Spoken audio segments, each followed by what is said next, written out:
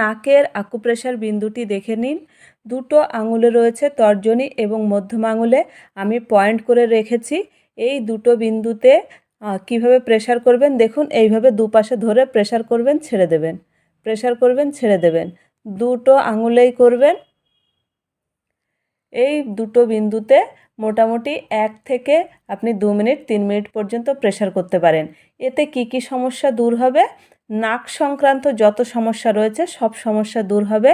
তাছাড়া সর্দি, সাইনাসের সমস্যা, নাক থেকে জল পড়া, হাঁপানি, নাক বন্ধ হয়ে থাকলে, নাকের হাড় বেড়ে গেলে, অনিদ্রার সমস্যায় এবং হাঁচি হলে একই রকমভাবে এই পয়েন্ট দুটি দু হাতেই করবেন এবং দু পায়েও করবেন।